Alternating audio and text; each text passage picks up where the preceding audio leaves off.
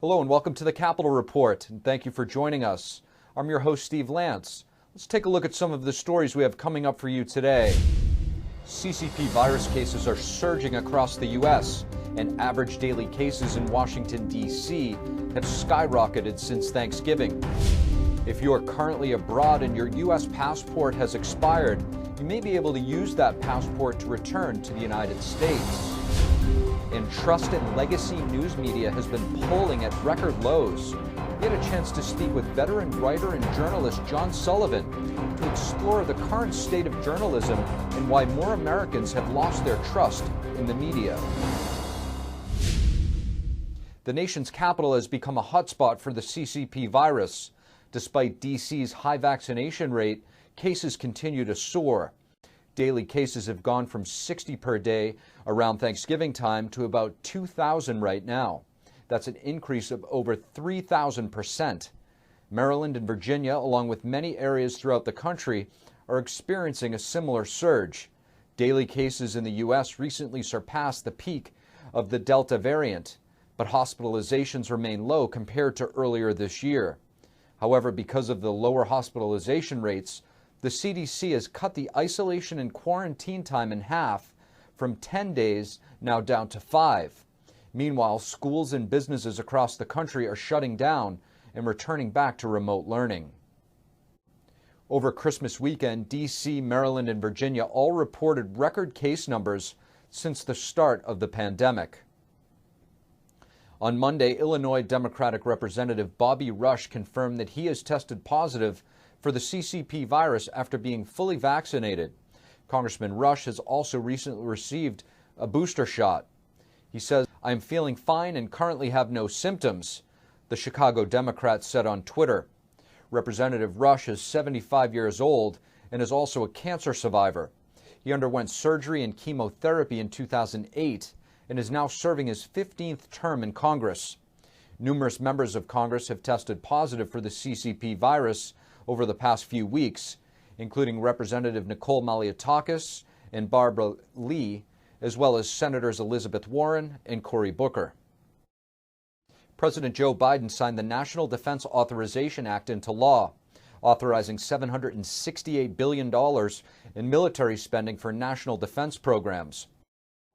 Representative Mike Rogers, a ranking member on the Armed Services Committee, praised the bill's crucial funding increase of $25 billion to focus on competition with China and Russia, while the Democrats applauded provisions in the bill overhauling how the military justice system handles sexual assault. Republicans touted success in blocking an effort to add women to the draft, as well as an inclusion of a bar of dishonorable discharges for service members who refuse the CCP virus vaccine. And in the national defense budget, the Biden administration has set aside billions of dollars to deter Russian aggression in Europe. U.S. officials are now set to talk with Russian officials at the start of the new year because of rising tensions over Ukraine. NTD's Melina Wisecup has more on this. Biden administration officials have marked their calendars for security talks with Russian officials for January 10th. But it's looking like these U.S.-Russia talks are pushed into the spotlight even sooner now. President Biden is expected to call Russian President Putin tomorrow. The two world leaders are expected to discuss a range of topics, including those diplomatic discussions set for January. But other details are slim right now. But quickly, let's review some details kind of going on in the background that shed some light on America's involvement in this Russia-Ukraine tension. U.S. government officials are keeping a keen eye on Ukraine's border, where Russian troops were holding months-long drills. Over the weekend, Russia reportedly withdrew around 10,000 troops from the border, just ahead of the U.S.-Russia security talks. Both countries are expected to lay their concerns on the table. The U.S. right now is concerned that Russia is planning to invade Ukraine. U.S. intelligence officials have warned Ukraine and other allies that Russia could launch an attack in the next few weeks. President Joe Biden, in his last discussion with Putin, warned that economic consequences will follow if Putin were to order an invasion. Putin similarly warned NATO forces not to expand into Ukraine. Earlier this month, Russia unveiled a wish list of security proposals it wants to negotiate, including a promise NATO would give up any military activity in Eastern Europe and Ukraine. The Biden administration has said some of Russia's security proposals are unacceptable. But the U.S. and NATO are still working towards what they call principled diplomacy with Russia. And Russian officials are set to meet with NATO officials after their meeting with the U.S. So it really looks like all of the key players here are sort of trying to come together and come to some sort of an agreement to de-escalate these tensions. The State Department and the White House will have more information on these U.S.-Russia talks in the coming days. Reporting in Washington, D.C., Melina Weisskopf, NTD News. John Sullivan is a British political commentator and journalist. He was a senior policy writer and speechwriter for Margaret Thatcher when she was the British Prime Minister. He also served as vice president and executive editor of Radio Free Europe. We asked him about his thoughts on the current state of journalism. Here's a look at what he had to say. John O'Sullivan, thank you so much for joining us on the Capitol Report. I'm delighted to be here. Thank you. What is your take right now on the state of the media? And if you could give us a little bit of history of how it's evolved, where it was and where you think it is, and everything in between. I think that what we call the mainstream media or the establishment media, I think that they are in an extremely weak and dangerous and sickly state. There's always been, if you examine it carefully, there's always been a bias towards the left, towards liberalism, we would once have said, in the mainstream media in America. It's slightly more balanced in England. What's really changed recently in American mainstream media is that in the past, journalists didn't feel that they were biased to the left. They were, but it was a subtle bias, and it was the bias that often comes from the fact that everyone in the room thinks the same thing. They're trying to be honest, but they never meet different opinions. Now it's changed because the reaction to Donald Trump on the part of the media, it was happening before, but nonetheless it became more intense. The reaction to Donald Trump has been to persuade journalists that they want to throw aside any attempt to be impartial, let alone objective, and instead they will, in a sense, report their opinions of what is the case, rather than what a fair-minded analysis suggests is the case. And they've been quite open about it. They've said that Donald Trump is too dangerous for journalists to be impartial or to give him a fair hearing. Well, that's not for them to say. After all, other people may disagree, and if they do, everybody wants to be able to look at all of the evidence in a fair way in order to reach a correct and sensible conclusion. Journalism now is so distrusted in higher journalism, mainstream journalism is so distrusted in the United States that it's damaging its own arguments. Now, would you say that falls into the category, there's that term out there called activist journalism? Well, that's what I think they call it themselves, yes. It's better than calling it biased journalism or unfair journalism or to use another word, lies.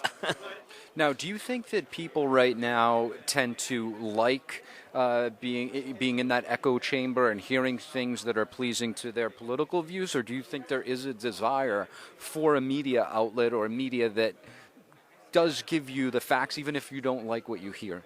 I think there's always been a demand for such a program, such a news agency, such a newspaper. The problem is it's probably not a 98% of the audience opinion. I think people who value the high-quality, honest reporting, reporting which is distinct from opinion, but opinion is nonetheless rooted in reality and not just a wild surmise. I think arts reporting, which does a service to the reader, but also to the artistic community in maintaining high standards. I think all of those things, they have an audience. It's a niche audience. How big a niche? I don't think we ever know until we try. And I think, I would urge people who are putting money into the media and corporations and so on, to think of doing the very best they can do in the area they're doing it. Maybe it's popular magazine journalism. Popular magazine journalism can be wonderful if it's done with integrity and with intelligence and with a commitment to honesty. It's a mistake to think that popular journalism is necessarily low quality. John O'Sullivan, thank you. Thank you. If you're currently abroad and your U.S. passport is expired on or after January 1st, 2020, you may be able to use that expired passport to return to the United States. That is up until March 31st, 2022. But you do not qualify to travel on your expired passport if your passport has been damaged or altered. Recent expired U.S. passports cannot be used to travel from the United States to an international destination or to travel to a foreign country. Former Senate Majority Leader Harry Reid died on Thursday at the age of 82. He's Nevada's longest-serving member of Congress. His wife, Landra Reid, said in a statement that the late senator had passed away peacefully, surrounded by family, following a courageous 4-year battle with pancreatic cancer.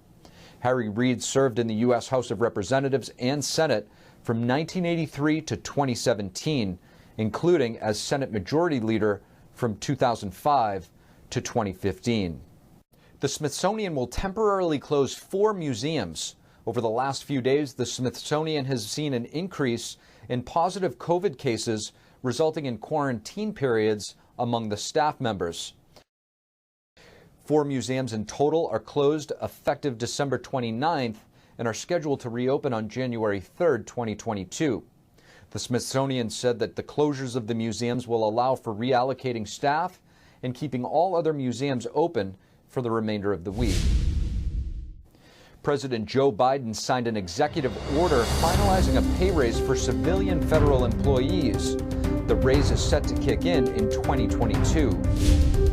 Communism and socialism appear to be losing the stigma that was once associated with these ideologies. We ask author Maryeberstadt why she thinks that these very ideologies associated with over 100 million unnatural deaths across the world have been embraced by today's younger generation. A 130-year-old time capsule filled with history was just found in Richmond, Virginia. It was hidden in the remains where General Robert E. Lee's statue once stood. Stay tuned and we'll take a look at what they found.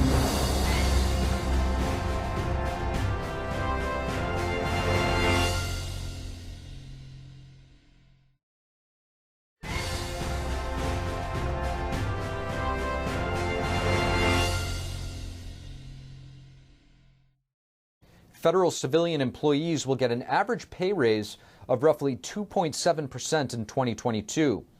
Based on an executive order signed by President Biden, all general schedule employees will receive a 2.2% increase to their basic pay, plus a 0.5% increase beginning January 2nd. The actual raises will depend a lot on where they work due to locality pay. In 2022, federal employees in Seattle will receive the highest raises at 3.2%, and in Washington, D.C., federal employees will receive raises of roughly 3%, and in San Francisco, they will see raises of 3.14%. President Joe Biden is considering former Federal Reserve Governor Sarah Bloom Raskin to lead regulation and supervision at the central bank as part of a slate of 3 nominees to its Board of Governors. Raskin used to serve in the Treasury Department under the Obama administration. She could bring a tougher regulatory profile to the country's most powerful bank's oversight role. This position was vacated recently by Randall Quarles, a Trump appointee who angered progressives with a more Wall Street-friendly approach. Sarah Bloom Raskin is married to Maryland Congressman Jamie Raskin. Former U.S. Treasury Secretary Larry Summers said that student loan debt relief is a regressive policy that mostly benefits high-income households. The statement comes in response to President Joe Biden's recent extension to the postponement of student loan payments. The total value of outstanding student loans in the United States currently stands at over $1.6 trillion. But according to a 2020 report from the Brookings Institution, most of that debt belongs to higher income households. According to Summers, student loan debt relief is damaging to the economy. Summers also said in a tweet, the right place for reform is in student lending to prevent subsidy to institutions that rip students off and to replace loans with grants. A recent Axios Momentum poll indicates that young Americans increasingly prefer socialism. Maryeberstadt is a novelist and author, and we had a chance to speak with her about some of the root causes as to why socialism is so popular among young Americans and what is the counterweight to these socialist policies, as well as what should be taught to students in schools throughout the country. Here's a look. Maryeberstadt, thank you so much for joining us on the Capitol Report. Thanks for having me, Steve. Now, Mary, I want to ask you, why do you think young people right now seem to have such a favorable opinion of socialism? Partly because they have been deliberately miseducated about their country's past. It's been generations now that a certain kind of Tony anti-Americanism has been dominant, especially on university and college campuses.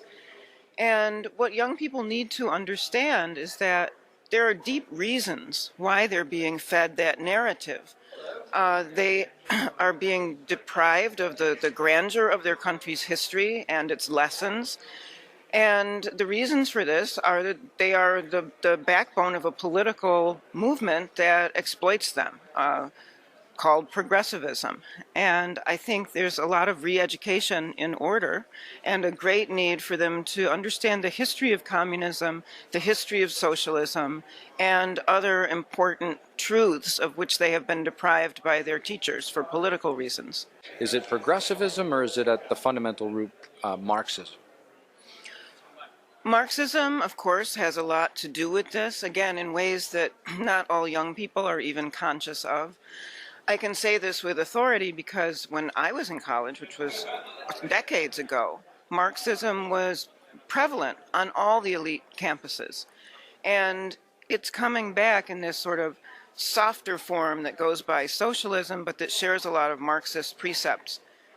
And how important is it, when we talk about studying history, to study other communist forms that have taken place and have failed, to understand that, socialism in its infancy will and can potentially lead to much more devastating things? That's absolutely critical. It was always said that socialism just hadn't been tried right, and this was used to excuse failure after failure in every country that attempted to implement a Marxist regime.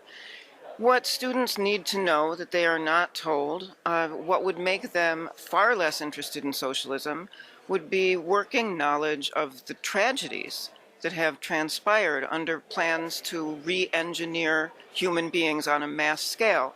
We're talking about the great famines, we're talking about other collectivized activities that have ended up imprisoning and murdering people in the name of an abstract, higher Marxist good. And history is littered with these examples, as we know. And letting children and teenagers in on that fact is an important part of the teaching of history tomorrow. What do you think is the counterweight to these socialist policies? What needs to be taught to students in schools throughout the country? The history of failure of collectivist experiments, number one. Number two, and this is in no particular order, the grandeur of American history with all of its problems. Number three, the economic vitality and material abundance of the free enterprise countries relative to the collectivist countries. And number four, the way in which socialist regimes, Marxist regimes, communist regimes have suppressed not only religion, but the family, have suppressed any other potential contender for people's loyalties. These are all easily ascertainable facts, and we need leaders to voice them, and we need teachers to impart them. Maryeberstadt, thank you. Thank you, Steve. NBA star Enes Kanter Freedom sent his appreciation to former President George W. Bush for his letter in which he congratulated Cantor on becoming a United States citizen. Bush wrote that he appreciates Cantor Freedom's commitment to the founding ideals of our nation. Enes Kanter Freedom showed off Bush's letter in his tweet on Monday and thanked the former president. He said, "I'm proud to be a citizen of the United States of America, the land of the free and home of the brave. I will never take for granted the freedoms that I have here." Kanter Freedom has been very outspoken over China's human rights abuses, including the brutal organ harvesting that takes place at the hand of the Chinese Communist regime. In Richmond, Virginia this week, historians uncovered a 130-year-old time capsule full of history. The box with a variety of relics was found in the remains of where a General Robert E. Lee statue once stood. Here's a look at what they found. The 36-pound box was found in water in a little corner of the pedestal. Conservation experts had to be very careful as they pulled out the damp contents. Civil War era artifacts. They were more waterlogged than we had hoped, but not as bad as it could have been. Pulled from the box were newspapers, buttons, coins, and knickknacks made from what appeared to be wood, carved into a Confederate flag. They also found bullets, mini balls, a type of bullet used in the Civil War. One of the most eye-catching and unique finds is cash that we haven't laid eyes on in decades. A $1 bill, bunches of them. Confederate money. Handling each piece with delicacy for preservation. Conservators gently separated the bills to dry. The old books have been underground for over a century and need some drying off too, so they stored them in the freezer.